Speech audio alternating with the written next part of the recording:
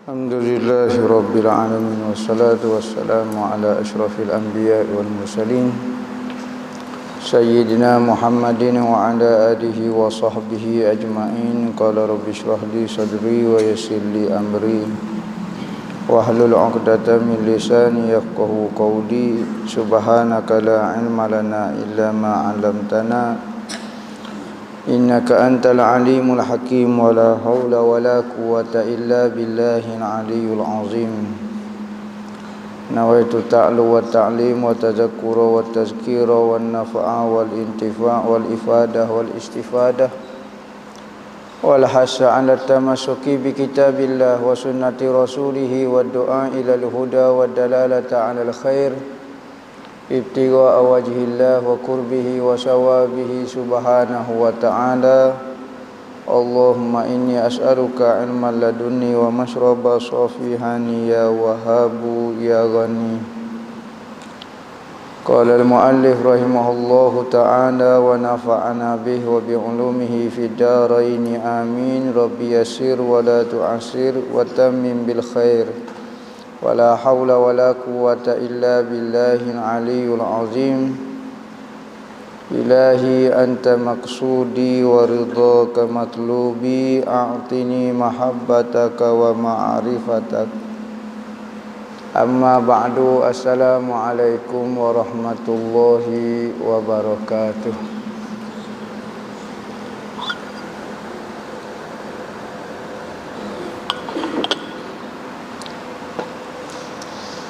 Berkata Syekh Abdul Somad Al-Falimbani dalam kitab dia Hidayatus Salikin fi suluki maslakil muttaqin, sehinggalah perkataan dia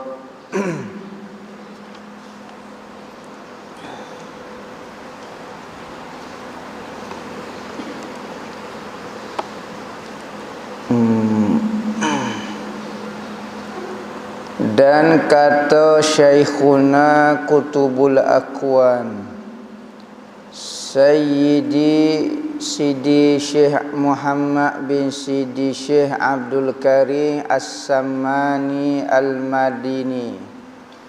Al-Madani rahimahullahu ta'ala berkata Qutubul Aqwan Syekh Muhammad bin Abdul Karim Saman, pengasas kepada tariqah Samaniyah. Dia ni orang Madinah. Asalnya perkataan Madini sebenarnya, sebab Madinah. Kalau Madani asal daripada kalimah Madain. Madain ni satu negara, nama dia negara Madain. Kalau Madinah baca Madini sebenarnya. Tetapi ramai hok masyhur sebut kalau Madinah Madani. Hok sepatutnya hok betul Madini sebab Madinah. Dia kata apa dia? Ni ramai tutuk guru tua dulu ambil tariqah Samaniyah Madinah. Ni pengasas dia Syekh Abdul Karim Syekh Muhammad bin Abdul Karim As-Sammani. Katanya dia madarul arifina al-fikru wal jaulan. Artinya peredaran orang yang arifin itu memikirkan akan Allah Ta'ala dengan hati mereka dan memandai mereka akan kenyataan Allah Ta'ala dan tajalli Allah Ta'ala di dalam hati mereka itu, yakni semata-mata ingat hati mereka itu akan Allah Ta'ala. Katanya Syekh Muhammad Samai kata, orang-orang arif ini, orang yang kenal Allah Ta'ala ini, maka sehari Dia kerja dia zikir dak lah mana dah. Lagu mana? Tiap-tiap hari sentiasa memikirkan. Ni zikir ni. Zikir juga ni panggil. Fikir dan memandai akan kenyataan Allah. Apa maksud kenyataan? Nyatanya Allah. Jelasnya Allah di makhluk ini. Apabila sebanyak mana makhluk yang ia lihat, maka semakin jelas dan semakin nyata Allah Ta'ala bagi mereka. Sebab tu bagi orang arifin tidak salah dia ambil kemewahan. Dia tidur, dia makan, dia kecek buah, tak salah dah. Ya. Kerana apa? Kerana semua benda itu tidak menjauhkan ia daripada Allah. Bahkan semakin nyata Allah Ta'ala bagi mereka. Bagi orang yang belum sampai kepada arifin, maka kena sebut Tuhan, kena kurangkan makan, kena kurangkan tidur, kena kurangkan belaka. Takut-takut benda itu mengganggu ingatan dia dengan Allah. Tetapi kalau orang arifin, tak ada benda dah yang, maka tidak salah kita tengok guru-guru arifin naik kereta mewah. Ada rumah besar. Sebab apa? Sebab dia tak ada masalah. Sekalipun lagu tu ramai guru-guru arifin pun masih memilih kesusahan. Tetapi kalau dia mewah pun tidak salah dah. Kerana hari-hari tiap masa, setiap detiknya, fikiran dia, ingatan dia kepada Allah. Dan dia melihat makhluk itu sebagai tajalli Allah Ta'ala. Tajalli, yakni tempat jelasnya Allah Ta'ala di hati mereka itu di makhluk. Mana kau kita nampak tempat-tempat yang menyebabkan kita nampak jelas Allah Ta'ala iaitu di makhluk. Kerana kalau tidak melihat makhluk, kita tidak jelas bagi kita kehebatan Allah. Apabila kita tengok bukit, maka bukit itu tajalli majlah. Tempat jelas Allah Ta'ala bagi arifin billah. Lagu tu. Dan dari kerana inilah kata Syekh Abu Hasan Asy-Syadzili rahimahullahu ta'ala, inna lananzuru ilallahi ta'ala bi basaril imani wal iqani fa aghnana zalika an dalili wal burhani. Maka berkata Syekh Abu Hasan Asy-Syadzili, Ali Asy-Syadzili, dia kata apa dia? Dia kata bahawasanya kami, yakni ahli-ahli tasawuf, ahli-ahli sufi, arif billah, orang-orang yang kenal Allah Ta'ala, melihat kepada Allah dengan penglihatan iman dan yakin. Iman dan yakin. Maka sebab itulah dia tidak ada dalil pun dia kuat juga berpegang dengan Allah. Tak syarat kata awak mari dalil. Bagi ahli sufi, Allah itu dalil segala-galanya. Maka dalil tidak ada dalil. Dalil tidak ada dalil. Tu kaedah dia. Apabila lagu tu, maka dia percaya dengan Allah menerusi melalui iman dan yakin. Kalau tidak ada makhluk ni pun, maka kita yakin kebesaran Allah Ta'ala.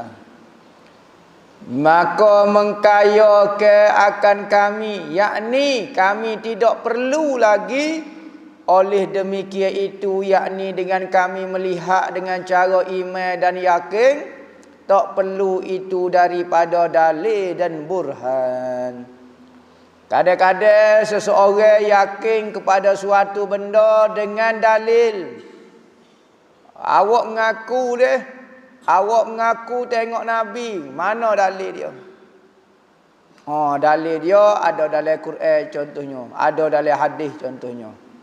Awak buat lagu ni, awak yakin ke tak mana dalil? Saya akan yakin kalau ada dalil. Kita buat mari dalil. Saya yakin.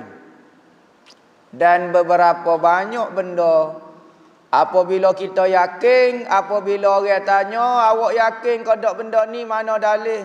Saya tak ada dalil. Yakin tu ada? Ya, saya yakin. Tetapi dalil tak ada. Dalil tidak semestinya menunjukkan benda itu ada ke, yakin ke. Yakin tu bab lain, dalil tu bab lain. Kadang-kadang kita wis 1000 dalil kepada seseorang tu, tak yakin lagi. Kadang-kadang cukup satu dalil, saya yakin dah. Kadang-kadang tak perlu dalil, saya yakin dah. Apa benda yang tak perlu dalil? Bagi orang yang sudah merasai suatu benda. Contohnya orang yang pernah makan ataupun minum gula, maka dia akan rasa manis tanpa sebagai dalil. Dia mau tahu mana gula tu manis? Hamba rasa dah. Mana dalil dia? Tak boleh dia mau rasa pakai rasa.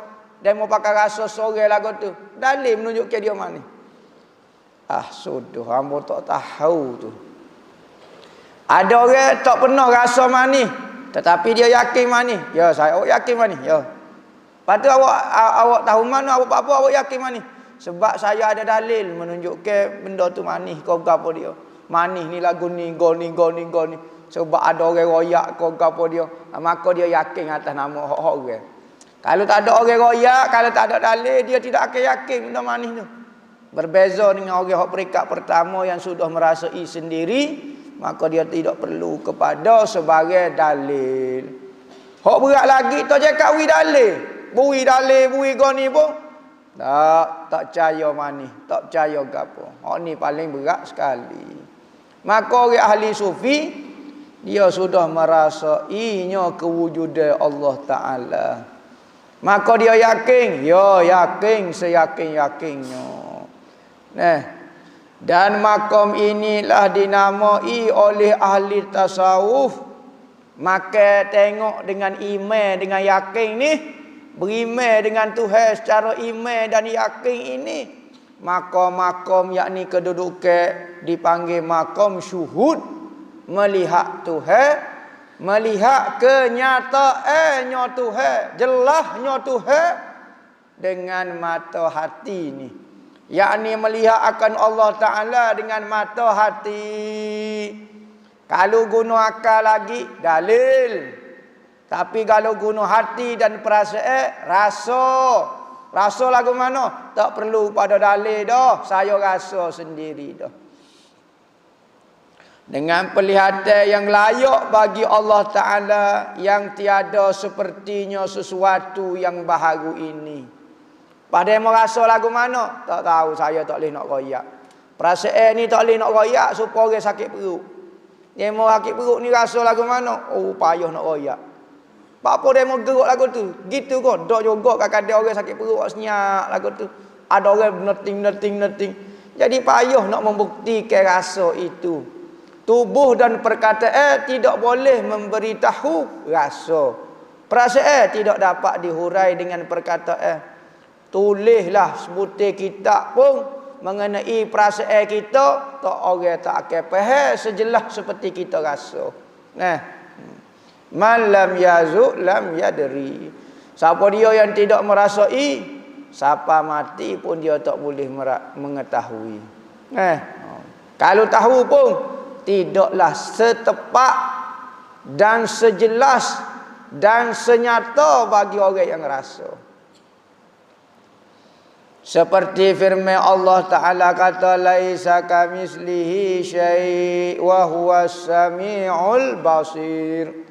Allah Subhanahu wa Ta'ala tiada seumpama sesuatu, dan iaitu yang maha mendengar lagi maha melihat. Maka kita jangan khoyal dengan perasaan kita. Rasa Tuhan ni lagu mana Rasa manis ke? Rasa sedap ke? Rasa pahit ke? kau pelicing ko, kasak ko, rupa dia cahaya ko gapo. Yang mau tengok mata hati cahaya ko. Dah.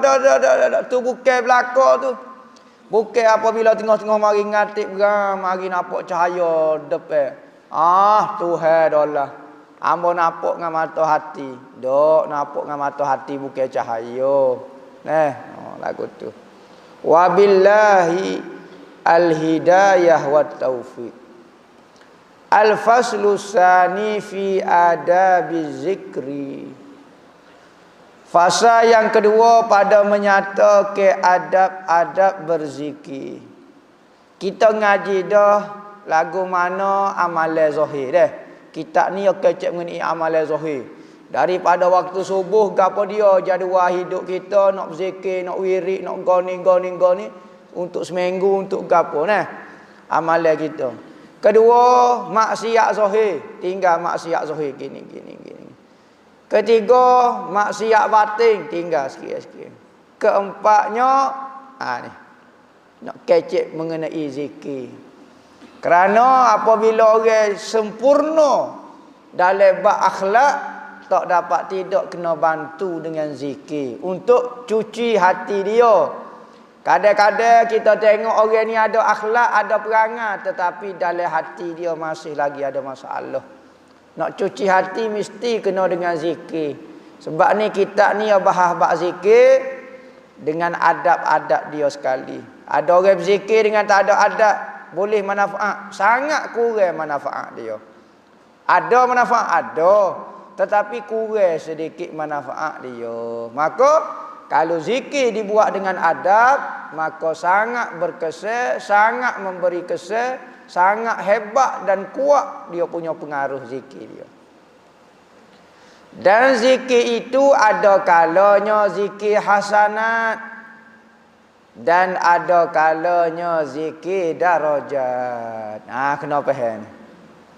Ada kalanya zikir hasanat, katanya pengarah. Kedua zikir ni zikir darajat. Gapo dia zikir hasanat, gapo dia zikir darajat. Namanya dia kata. Maka zikir hasanat itu, zikir hasanat menghasilkan akal pahala. Boleh pahala. Kita dok zikir lepas sembahyang, kita dok baca Quran, kita dok baca wirid, untuk dapat pahala. Dan tiada berkehendak kepada segala adab zikir yang lagi akan datang. Maka zikir untuk dapat pahala, maka tak perlu kepada adab. Kerana zikir itu sendiri sudah dapat pahala dah. Tetapi zikir darajat dia perlu kepada adab. Kerana dia bukan berpahala saja, dia ada tujuan lain lagi. Adapun zikir darajat maka berkehendak kepadanya kepada adab ni. Kena ada adab. Kalau zikir biasa hasanat boleh jalan pakai seluar pendek zikir. Subhanallah boleh pahala. Tak ada air semaya boleh, tak ada masalah boleh pahala. Masalah pahala hasanat ni tak ada masalah. Tapi darajat tak naik. Darajat makam kita dengan Tuhan tidak naik dengan cara berzikir hasanat lagu ni. Zikir semata-mata dapat pahala. Zikir darajat ni menyebabkan kita bertambah dengan Tuhan, maka perlu kepada adab. Maka itu semakin naik di sisi Tuhan. Dan adab zikir itu 20 perkara. 20 perkara kena cara. 5 perkara dahulu daripada berzikir.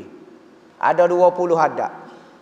5 sebelum zikir, 12 perkara ketika berzikir, 12 perkara kena jaga ketika kita berzikir, 3 perkara kemudian daripada zikir. Jadi cukuplah 20 adab.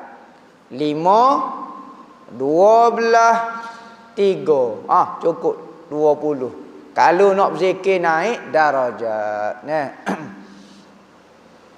Adapun adab yang dahulu daripada zikir.